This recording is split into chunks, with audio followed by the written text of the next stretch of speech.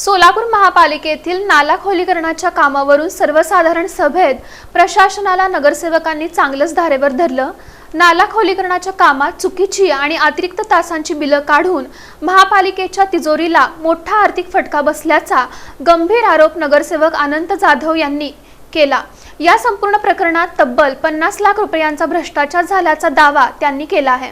महापौर विनायक कोंड्याल यांच्या अध्यक्षतेखाली सोमवारी महापालिकेची सर्वसाधारण सभा पार पडली। यावेळी नगरसेवक अनंत जाधव यांनी लक्षवेधीच्या माध्यमातून नाला खोलीकरणाच्या कामाचा मुद्दा उपस्थित केला। एका तासाला तब्बल 4100 रुपये या दराने पोकलेन मशीनच्या कामाचे बिल देण्यात आल्याचे सांगण्यात आले। मात्र प्रत्यक्षात पोकलेन मशीन 24 तास चालल्या नसतानाही अतिरिक्त तास दाखवून बिले काढण्यात आल्याचा आरोप यावेळी नगरसेवक जाधव यांनी केला।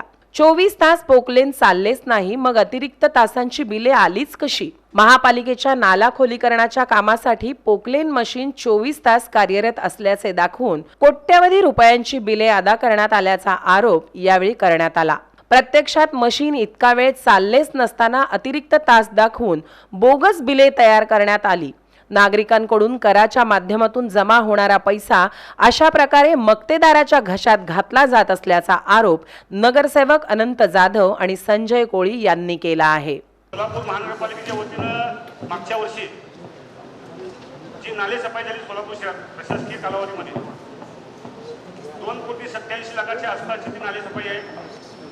माझं त्याबद्दलचा आरोप आहे की ती नाले सफाई करताना जे काम झालं ते जवळपास 50 ते 60% बोगस आहे।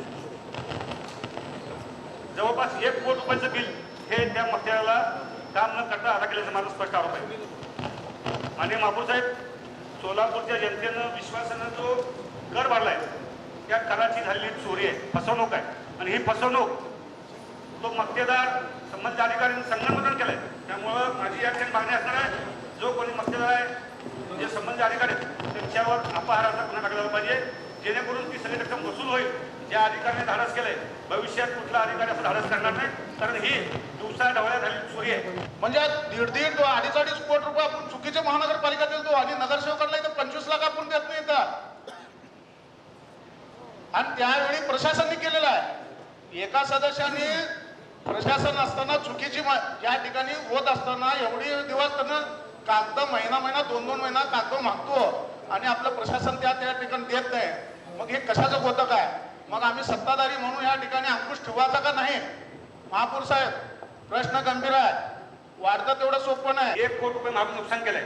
1 कोटी रुपये कमीत कमी म्हणतो तुम्ही जेवढं खोला जाईल जास्त निघेल, हे सगळं बोगस बिल आहेत। माझी या सभागृहाकडे मागणी आहे, जोपर्यंत या प्रकरणी संपूर्ण चौकशी होत नाही या नगराभियंत्याला त्या पदावर ठेवू नका। महापौर साहेब आदेश करा, ह्यांनी जर त्यात निष्पक्ष, ह्यांनी जर त्यात काय दोषी नसतील तर सन्मानाने त्याची माफी मागतो त्यांना बसवा। यावेळी नगरसेवक अनंत जाधव यांनी नगर अभियंता सारिका अकुलवार यांना कामाच्या बिलांबाबत आणि वर्क ऑर्डरबाबत चांगलेच धारेवर धरले।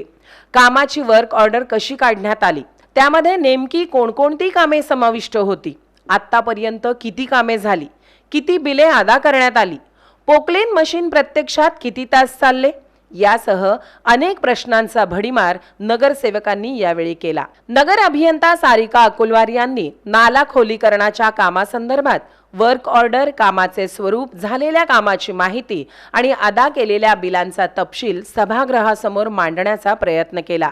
मात्र प्रशासनाने दिलेला हा खुलासा नगरसेवकांनी फेटाळून लावला। हा जो टेंडर आपण त्यांना दिलेला आहे तो नाले खोलीकरण व रुंदीकरणासाठी दिलेला आहे, नाल्यांचं गाळ काढण्यासाठी दिलेलं नाहीये सर।